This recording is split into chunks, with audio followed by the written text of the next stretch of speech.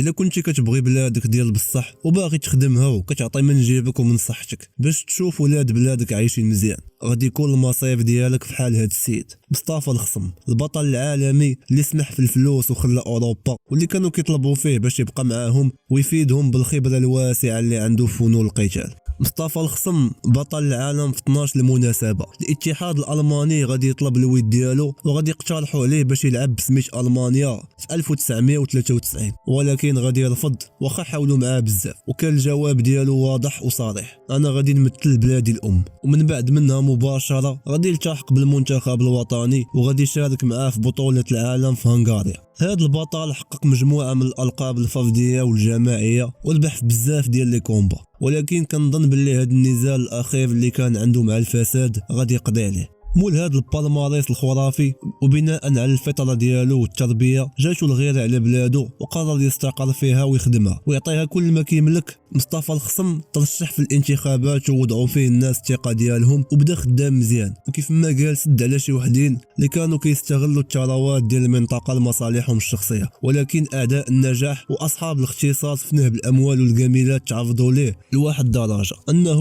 ما قدر يخدم حتى حاجه من البروجيات اللي كاينين في البرنامج.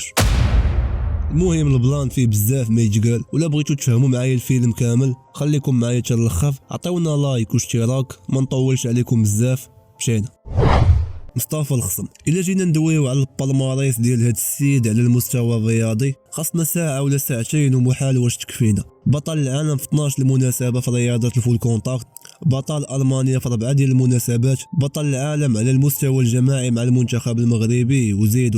مؤخرا مصطفى الخصم دخل لبلاده الأصلية واقتحم المجال السياسي وولا رئيس ديال جماعة إيموزاف. السيد كان جاي متحمس وباغي يخدم وعنده برامج ناوي يطبقها على أرض الواقع، ولكن تصدم بالواقع المخيف اللي كاين في المنطقة، وأي حاجة كيبغي يطبقها كيديروا ليه العراقيل وما مخلينوش يخدم ويعاون الساكنة ديال ديك المنطقة. من بعد هادشي السيد طلع ليه الدم وخرج في واحد البرنامج صحفي ودوى على الفساد اللي متفشي في ديك المنطقه، وقال باللي كاينين قياد واعضاء ورؤساء ديال الجماعه اللي كانوا قبل منه كونوا ثروه على ظهر ديك المنطقه وبنوا فيلات وعمارات وعندهم اراضي زراعيه، وقال باللي عندهم السخط ديال الفلوس غير بالنهب والسرقه والاختلاس، وقال باللي كاينين اعضاء كيديروا اللي بغاو كيتفقوا مع بعضياتهم وكيديروا اي حاجه بغاو. وقال واحد الحاجه اللي الصراحه خلاتني مشوكي، قال باللي حط برنامج باش يتم اصلاح المستشفى الاقليمي اللي كاين في ايموزات، ولكن حتى واحد من الاعضاء ما قبل وتلغى البرنامج، وقال باللي ما كاينش شي واحد في العالم اللي غادي يرفض شي قرار عنده منفعه عامه في حال هذا الا هاد الاعضاء حيت ما باغينش يخدموا.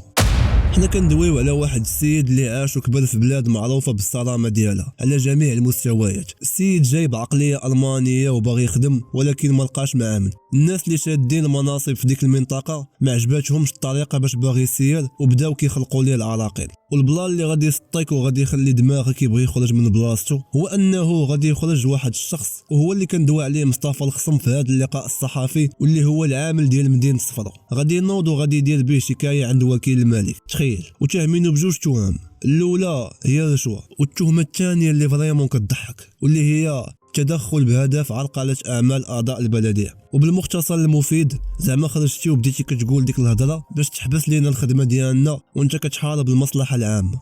المهم من بعد هادشي كامل وقف مصطفى الخصم قدام المحكمة وكان داز الحكم الأولي واللي حكموا عليه بأداء مبلغ 5 مليون ديال السنتيم كتعويضات. المهم من بعد ما خرج من المحكمة قال بصريح العبارة باللي ما غاديش يخلص هذا المبلغ، ماشي حيت ما عندوش ولكن حيت ما دار والو. المحامي ديالو كيتيق فيه وقال باللي مصطفى الخصم بريء وعنده دلائل ضد هذوك الناس اللي داعيين. ومن بعد يومين بالضبط وقف قدام المحكمة للمرة الثانية، ولكن في هذه المناسبة غادي يخرج بصراحة تام وما خلص لا كفالة لا والو. والمحكمة عطاتو مهلة ديال شهرين باش يوجد الدلائل اللي كتثبت دوك التصريحات اللي كان قال، وعطاتو الوقت باش ياكد دوك الادعاءات اللي قال قدام الصحافة والاتهامات اللي وجهها لاعضاء جماعه ايموزات. وكيف ما قال المحامي ديالو باللي مصطفى الخصم راجل قدم بزاف ديال التضحيات وجا من المانيا ودخل لبلادو وكله امال باش يصلح منطقه ايموزال ويساهم في التنميه ديالها. وخاصنا نشجعوه ونوقفوا في الصف ديالو. وقال باللي سياسه تكميم الافواه ما بقات نافعه في والو، حيت حنا دابا في الوقت ديال السوشيال ميديا وكلشي كيتفضح. هادشي اللي كان عندي اليوم، نتمنى يكون المحتوى اللي كنقدم كاينال الاعجاب ديالكم. ما تنساوش تخليو لي لايك واشتراك باش يزيد يطلع هادشي لبزاف ديال الناس. كان معكم سكانومان، نتلاقاو في فيديو الجاي والسلام عليكم.